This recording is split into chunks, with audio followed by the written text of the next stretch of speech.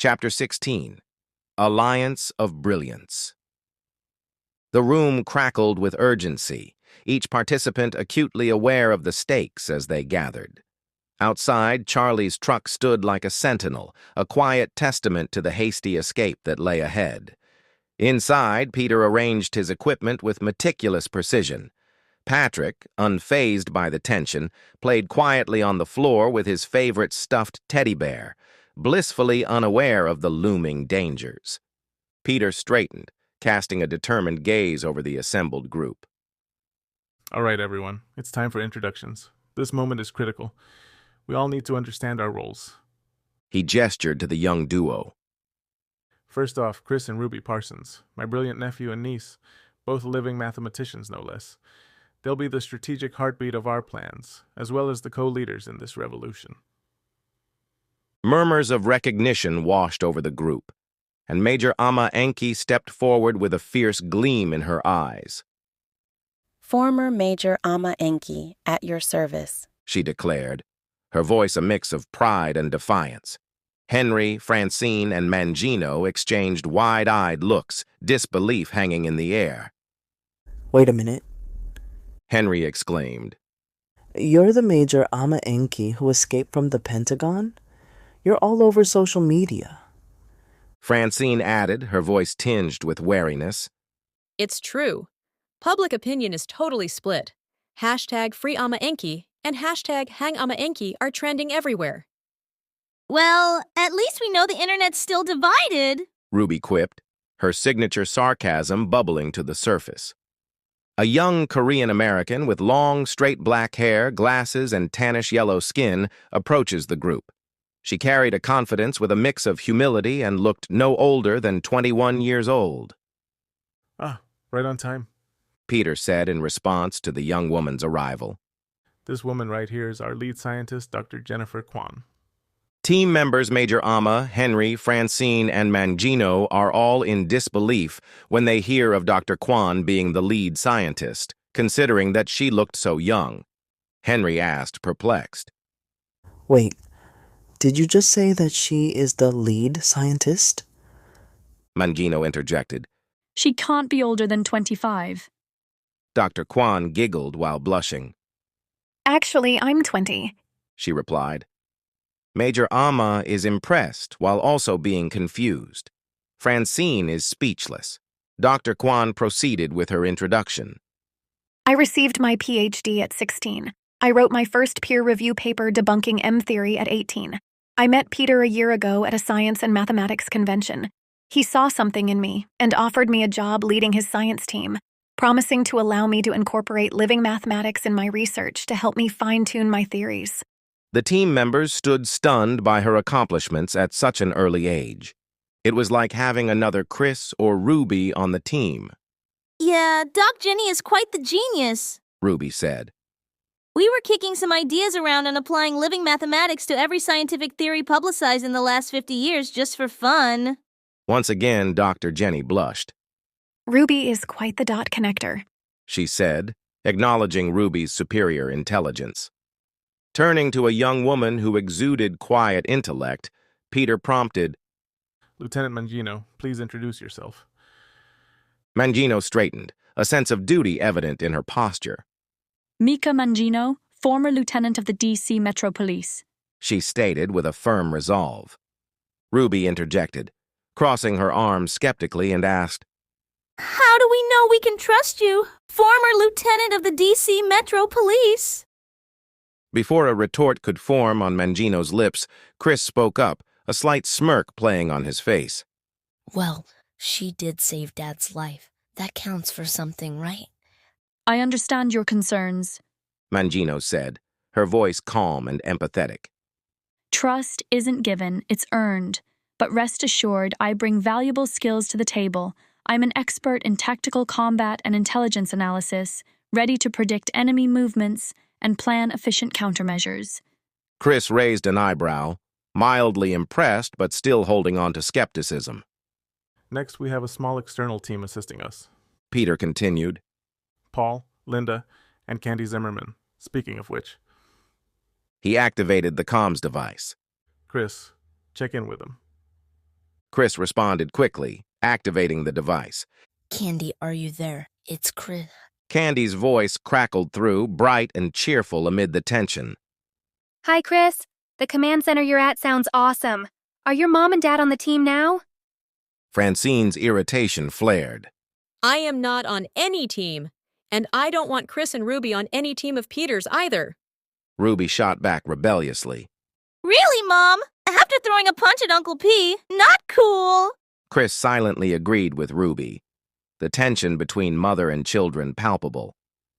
All right, that's enough. Peter commanded, his tone brokering no argument. The punch is water under the bridge. We won't bring it up again. From this point forward, it's all about moving ahead. Chris folded his arms, trying to project a sense of authority despite his youth. Understood, Uncle Peter. He nodded sincerely.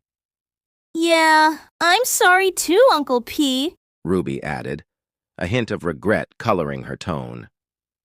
Francine, overwhelmed by her children's loyalty, stormed out of the meeting, her expression a mix of disbelief and frustration.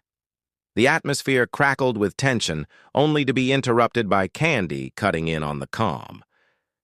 Maybe she just needs time to process everything. I mean, she did almost lose her life. Candy suggested thoughtfully. Agreed. Mangino chimed in. Sometimes it's too much to handle all at once, like watching someone you care about turn violent. Peter begins wrapping up introductions with Charlie. And last but not least, the wild card of our operation, Charlie Parsons, my adopted son, who has a knack for turning chaos into strategy. Charlie straightened up and began to speak for himself. Well, I'm no genius like my dad or little cousins, but I do have extensive military and combat training. Basically, I'll bring the muscle to complement the brains of this team. Peter continued by steering the group back on track. Now that we have gotten introductions out of the way, Peter turned to Major Amma. Major Enki, would you please elaborate on the Old World Order's plan? With conviction, Major Amma stepped forward. Operation Second Coming.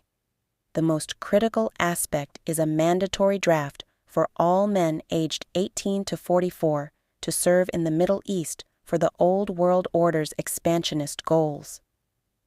Mangino's brow furrowed as she asked, Are you referring to the Oded Yinon plan? Peter and Major Amma exchanged impressed looks. Precisely. Major Amma confirmed. Chris inquired, suspicion lacing his voice. How do you know about that? I've done my homework. Mangino replied defiantly. Plus, anyone paying attention to world news can't help but connect the dots. Major Amma continued. An additional key element involves the destruction of Al-Aqsa Mosque, rebuilding a third temple, and installing a one-world ruling king as the Messiah son of David. Wait, Henry interjected, his face paling. does this plan tie into Christian and Islamic prophecies?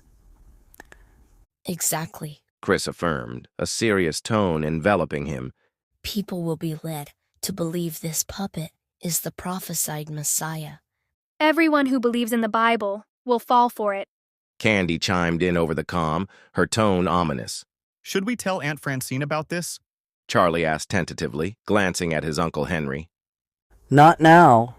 Henry said firmly. She's dealing with too much. I'll tell her later. Peter regained control of the meeting. Let's move on. Our next mission is to break out Colonel Zeke Haywood.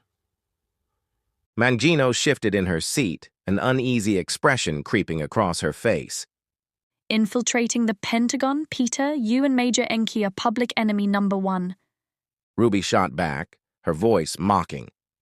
Well, you can always crawl back to the D.C. Metro Police and beg for a job as a meter maid.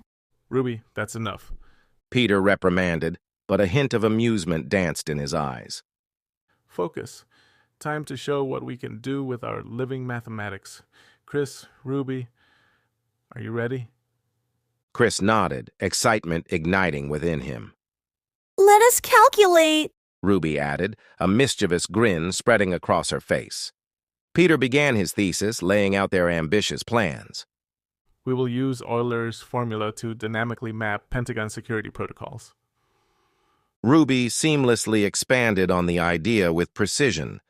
Then we apply Gödel's incompleteness theorem to exploit logical gaps in their AI systems.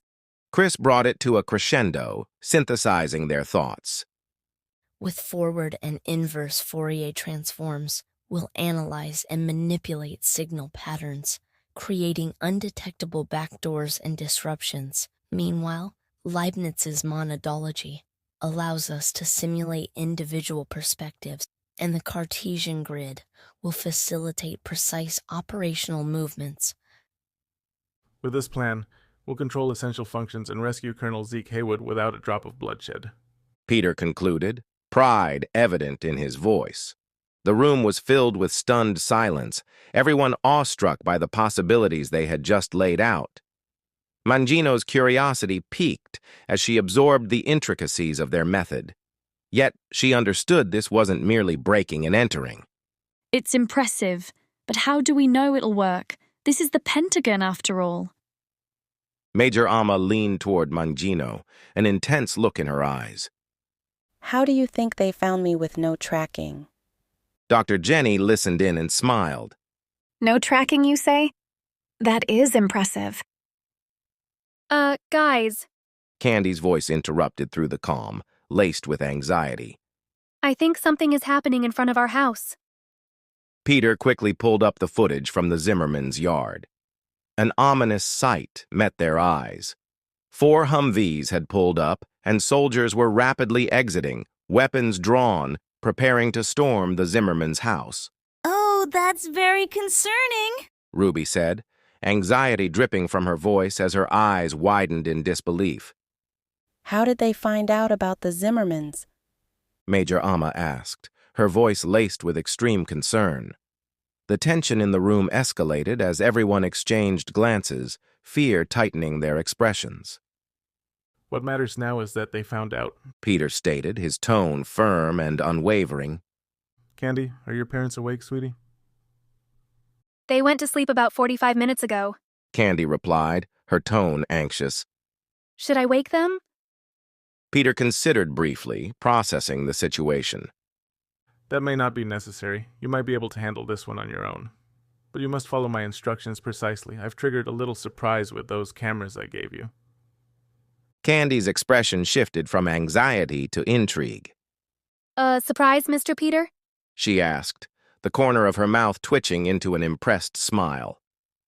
I enabled it in case we faced a situation like this, Peter explained, his eyes gleaming with a mix of concern and mischief. Do you think you can handle it? Candy straightened her posture, a spark of determination igniting behind her eyes.